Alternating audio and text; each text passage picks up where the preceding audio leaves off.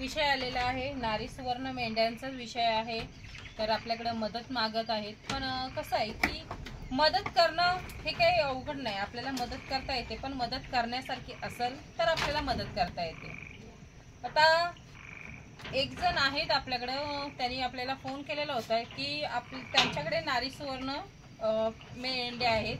तर नारी सुवर्ण मेंढ्या आहेत, पण त्यांनी पहिल्या घेतलेल्या आहेत आणि घेतलेल्या मेंढ्या आहेत 25 ते 30च्या ह्याच्यात रेंजमध्ये घेतलेल्या आहेत, तेवढ्या मागीच्या घेतलेल्या आहेत तेव्हा त्यांनी।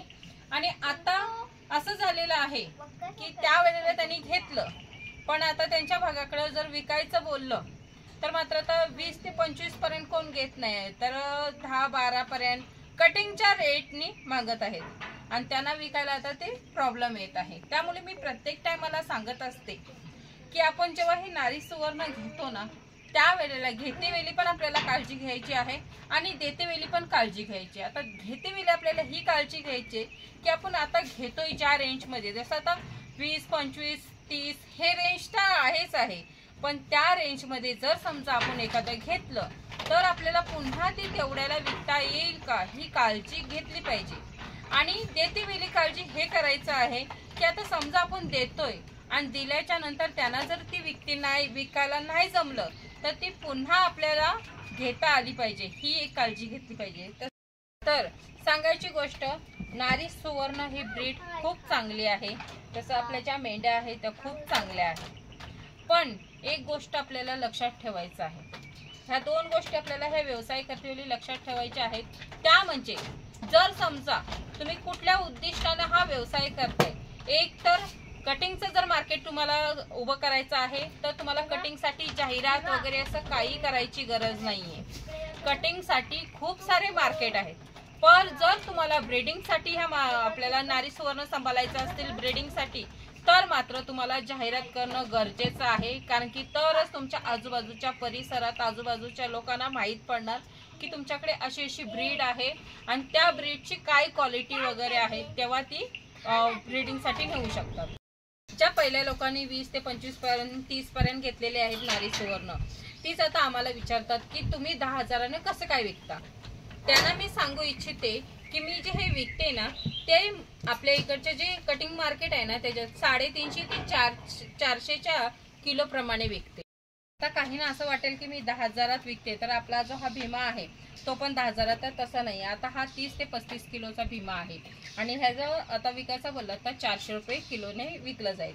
आणि ज्या पद्धतीने आम्ही विकलं जातो वजनाने, त्याच पद्धतीने घेतो सुद्धा। आता एखाद्याला समजा जर विकता नाही आलं, घेऊन आमच्याकडून गेलेत आणि एखाद्याला विकता नाही आलं तर मात्र आम्ही त्याच पद्धतीने घेत असतो। आणि हे असं आहे की आता समजा एखाद्याने घेऊन गेलं ना तर मात्र त्याला घेतेवेळी पण परवडलं पाहिजे आणि जर समजा त्यांना विकता नाही आलं तर ते आपल्याला पुन्हा रिटर्न देतेवेळी पण आपल्याला परवडलं पाहिजे। आता हा जो भीमा आहे, आता नाही बोलला तरी ह्याला जर नारी सुवर्ण म्हणून विकायचा बोलला तर 20च्या रेंजमध्ये जाईल, म्हणून आपण नारी सुवर्ण म्हणून विकत पण नाही आणि नारी सुवर्ण म्हणून सांगत सुद्धा नाही, तर आपण जे काय आहे कटिंगच्या मार्केटनीच आपण विकत असतो। आणि जर समजा एखाद्याला नाही परवडत विकाय तर आपण त्याच पद्धतीने घेत असतो। काहींना असं वाटेल की आमचा जो मार्केट आहे मेंढीपालनाचा हा डाऊन करायसाठी आमचा हा जो व्यवसाय आम्ही जसं आता कमी रेंजमध्ये लावलेला आहे तर ते त्याच्यासाठी असं, तर असं काहीही नाही। तर हा जो आम्ही जो प्राइस वगैरे ह्याची लावलेली आहे ती आमच्या इथलं जो भौगोलिक परिस्थिती म्हणजे आता जी वातावरण वगैरे आहे त्या वातावरणानुसार आम्हाला असंच चालवून ठेवायला लागणार आहे, कारण की तेव्हाच आम्ही हे व्यवस्थित चालू शकतो। आणि जसं आता एक दादा होते, आज ते आलेले होते आपल्या इथं, ते खूप सारे कमेंट करायचे, मेसेजमध्ये आपल्या इथला ॲड्रेस मागायचे, फोन नंबर मागायचे, पण इथली जी परिस्थिती आहे ही कोणाला सांगून पटणारी नाही आणि समजणारी सुद्धा नाहीये। तर इथे जेव्हा स्वतःहून माणूस येतो ना त्यावेळेला त्याला समजतं की इथली परिस्थिती काय आहे। तसेच ते दादा आजपर्यंत आम्हाला खूप सारे असे मेसेज वगैरे पाठवायचे, ॲड्रेस मागायचे, पण आम्ही काय करायचं, आम्हाला कसं होतंय की रेंज नसल्यामुळे जसं आज तुम्ही मेसेज पाठवला तर त्याचा रिप्लाय आम्ही दुसऱ्या दिवशी देत असतो, कारण की आमच्याकडे रेंज नसल्यामुळे तो प्रॉब्लेम येतो। मग ती परिस्थिती सांगून समजत नव्हती, पण आज मुलं ते आले इथे आल्यावर त्यांची इथली परिस्थिती बघितली आणि त्या परिस्थितीनुसार त्यांना समजलं आणि पटलं सुद्धा की आम्ही जे रिप्लाय देत नाहीत लगेच त्याचं खरं कारण काय आहे. इथे रेंज प्रॉब्लेम आहे. ज्या वेळेला ते हे आमच्या गावात एंट्री केली आणि आमच्या गावात एंट्री केल्यावर त्यांच्या मोबाईलची रेंज गेली, ती काय पुन्हा आली नाही इथून ती जायचपर्यंत. त्यामुळे एक खरी गोष्ट आहे की आमच्या इथलं वातावरण आहे, त्या वातावरणात एखाद्याने मेसेज केला तर रिप्लाय लगेच देता येत नाही आम्हाला.